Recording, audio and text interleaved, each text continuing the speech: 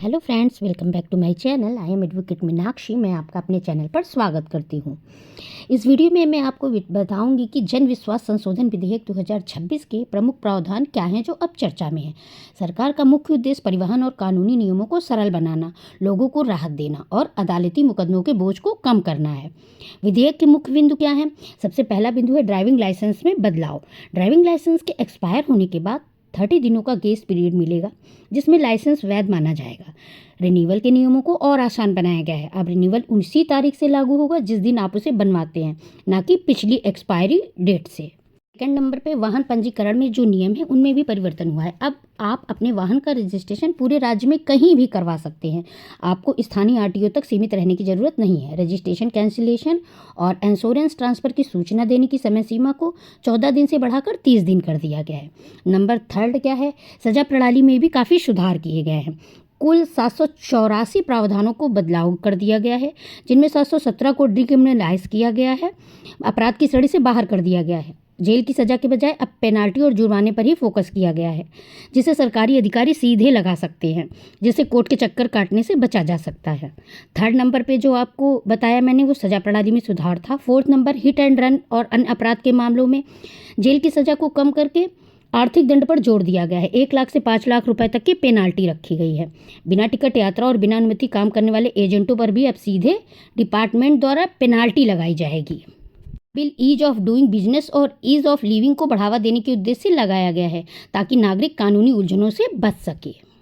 बिंदुओं को रिवाइज कर देती हूँ। सजा में बड़ा बदलाव, 717 प्रावधानों को डिक्रिमिनलाइज किया गया है, मतलब जेल की सजा से हटाकर अब सिर्फ पेनाल्टी लगेगी। फाइन जुर्माना कोर्ट लगाती है, जबकि पेनाल्टी सीधे सरकारी अथॉरिटी लगा सकती है। हिट एंड रन केस से बदलाव, सरकारी स्कीम के नियम तोड़ने पर 1 लाख से 5 लाख तक की पेनाल्टी लगेगी। बिना टिकट पास यात्रा सेक्शन 178 पहले फाइन लगता था, अब पेनाल्टी लगेगी। एजेंट एग्रीगेटर नियम सेक्शन 193 बिना अनुमति काम करने पर अब फाइन नहीं पेनाल्टी लगेगी। एक अन्य मुद्दे पे भी बात करते हैं। आज 1 अप्रैल से देश में जनगणना 2027 का पहला चरण 1 अप्रैल से आधिकारिक रूप से शुरू हो गया। यह दुनिया की सबसे बड़ी प्रशासनिक कवायद है, जिसे इस बार पूरी तरह से डिजिटल तरीके से संचालित किया जा रहा है। प्रमुख विशेषताएं क्या है?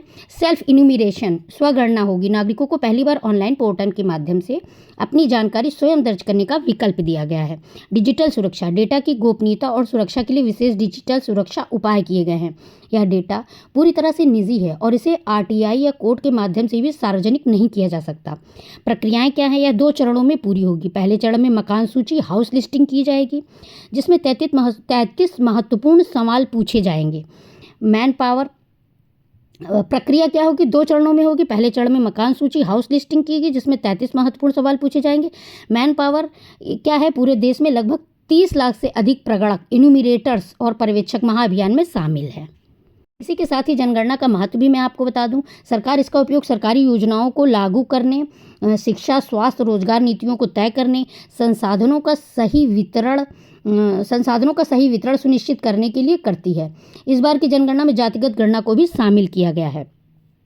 पूछे जाने वाले मुख्य सवाल क्या रहेंगे? जो 33 प्रश्न है उसमें नागरिकों से उनके मकान की स्थिति, सामग्री, कमरे, फर्श, परिवार के सदस्यों का विवरण, पेयजल, शौचालय, स्नान की सुविधाएं, रसोई, ईंधन का प्रकार, digital connectivity, internet, mobile, laptop संबंधित प्रश्न पूछे जाएंगे।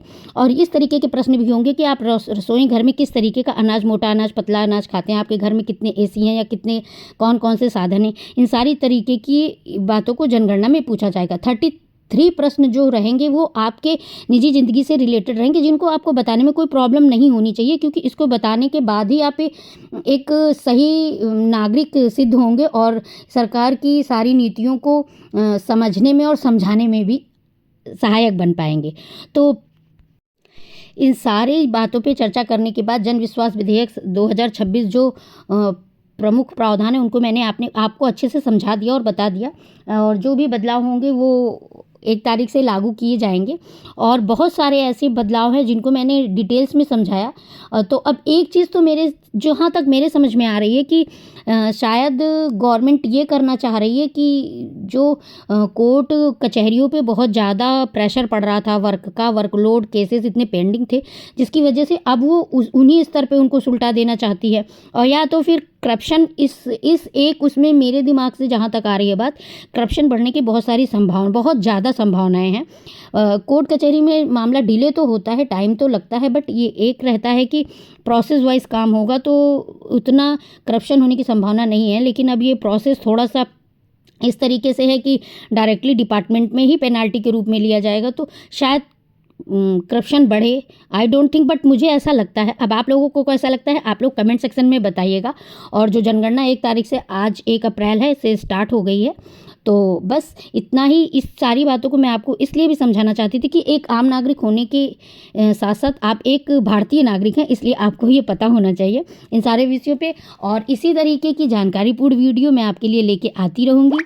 और बाय बाय फ्रेंड्स, मेरे चैनल को लाइक करिए, शेयर करिए और सब्सक्राइब करिए और पूरा वीडियो ध्यान से देखिएगा। और ये मेरा छोटा सा सेटअप मैंने अपने घर के एक छोटे से रूम में, मैं पहले प्रयागराज में थी, प्रयागराज में भी मेरा घर है, मैं इलाहाबाद से लखनऊ आ गई, प्रयागराज से लखनऊ आ गई हूँ। ये मेरा छोटा सा सेटअप था, सिर्फ एक वीडियो